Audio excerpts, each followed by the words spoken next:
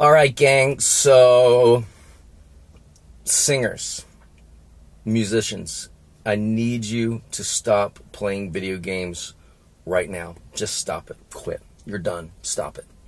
Well, you're not really done. I'm teasing. But there's a point to my story.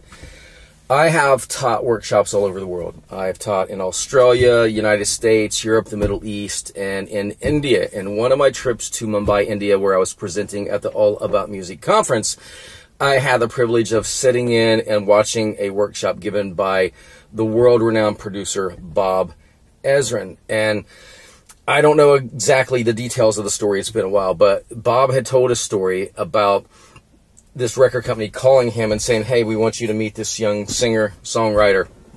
Young, great looking, perfect voice, great songs. We want you to produce them. And Bob was like, look, I'm done with that. I'm not really interested.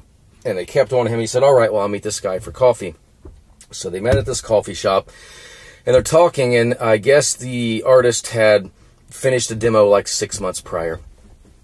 And so Mr. Ezrin's asking the artist, like, hey, well, what have you been doing since then? And so, Bob had figured he was, out performing, working on new music in the studio, doing whatever he had to do to make that dream come true. And the artist said, I've been playing a lot of video games. And Mr. Ezrin's like, video games? He's like, yeah, I'm just kind of waiting to see what happens, filling it out. So just play a lot of video games. He ended up leaving the meeting. Bob Ezrin left the meeting, and the record company called him. He's like, what's going on? He's like, look, he's not hungry. He does not want this.